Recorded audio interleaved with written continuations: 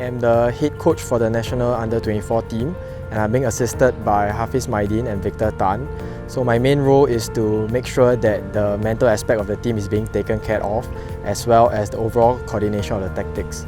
I have also a keen interest in grooming the two coaches to take on bigger roles in the time to come. When we started off, there wasn't any specific roles. We knew that we need to assist Benjamin Ho, the head coach. But Victor and myself, we came up with our own roles. Victor was more on managing the players. I was more on the tactical side. I like to scout a lot, so I observe other teams and then I tell my team what the other teams are playing.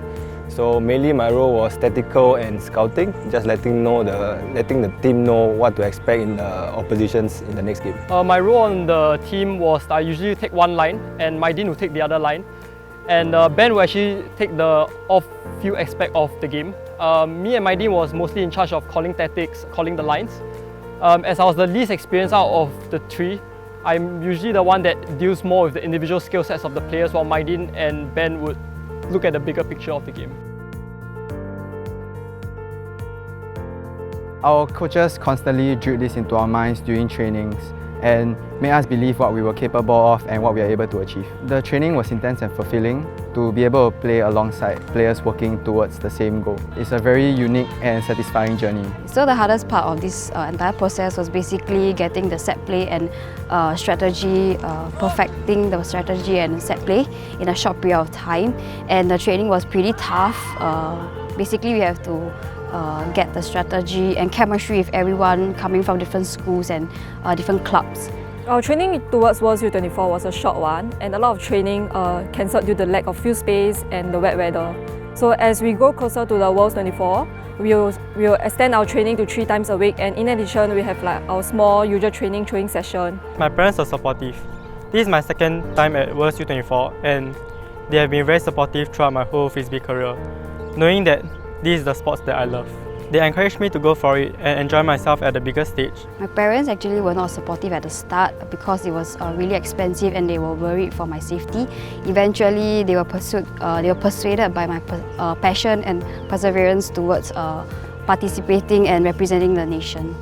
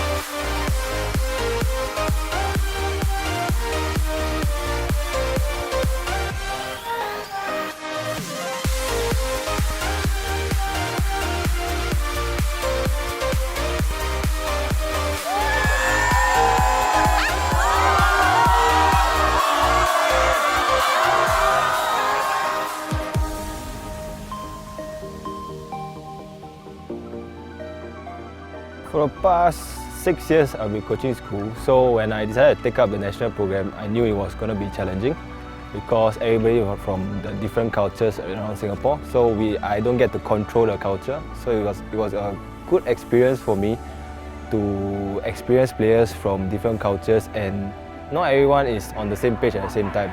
So I knew I had to adapt and then coach accordingly to different players, because some players may be able to take the hard scoldings, hard trainings, but some may not.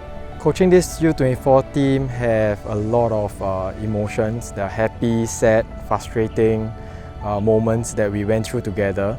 But I think at the end of the day, we were glad that they gelled as a team and they delivered at the higher stage in Ultimate Frisbee. So overall, it was a great experience.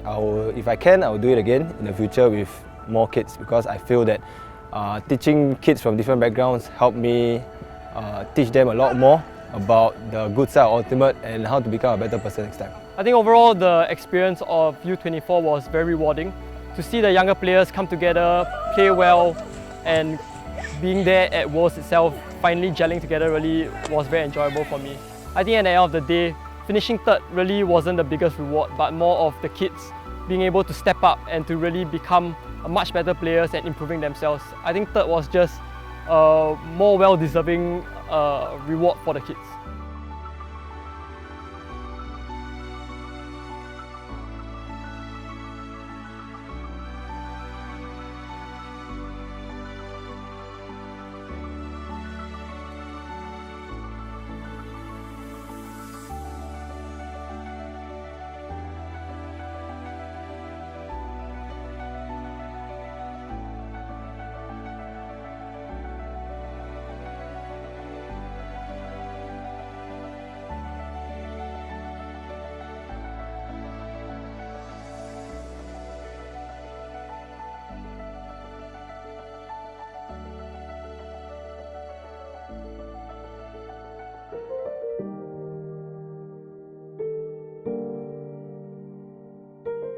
I realized that we were sloppy during our warm-up, and Ben had asked us to run sprints before our warm-up during our game.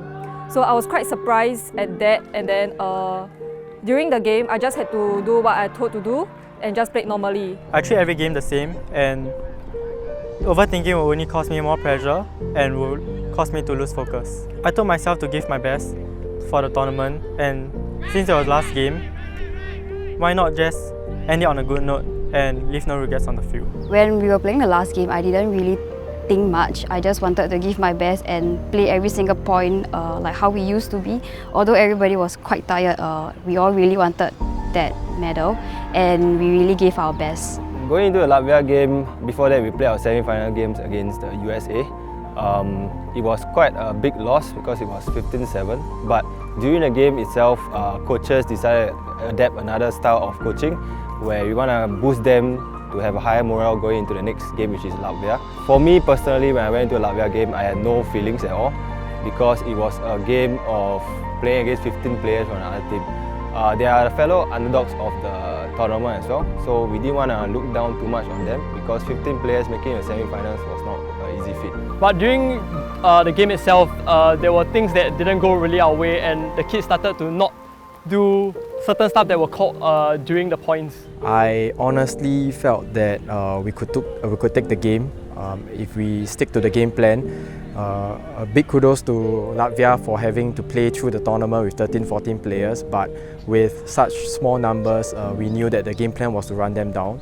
And as long as we stick to the game plan, we will prevail. Although the team did give us a scare when we went on an 11 tie, and I was glad that they pulled through and proceed to close the game. So I know my players' strength. They were not playing to their fullest extent, but I only can say that the Latvia game was for them to lose. And one thing for certain was that we were going to bring back the bronze medal game even before we started the match itself. So I was sure about that. Cynthia to this. Cynthia to Brian. Brian shows a hug to Ralph. Oh, and he catches it in the end zone. Singapore will be bringing home the bronze medal. Congratulations, Singapore! But in the end, I think eventually they really pulled themselves together, and really, it was really quite a relief when Ralph caught the final disc of the game. When it was finally over, it felt very surreal, and I'm glad that we went through this journey together. Coming from a small country, it's an honour to stand beside big names such as USA and Japan, and it's an honour to receive a medal beside them. There was a moment where I let social media affect my mental state. Fortunately, the coaches and I had a heart-to-heart talk, and they helped me to clear my mental state to play for my remaining games. And that's the moment where I learned that social media brings in unnecessary pressure to me and the team. It was a weird feeling to have playing the bronze medal game, but I was able to trust in my teammates that we were able to get the win, and my mind was blank when I was playing. I would like to thank the coaches for being our greatest strength and support, for doing whatever they have done so that we could achieve what we have achieved today. I would like to mention my chance for being the best teammate and making this a dream team to play with, and also the friendships and memory forged during this entire process.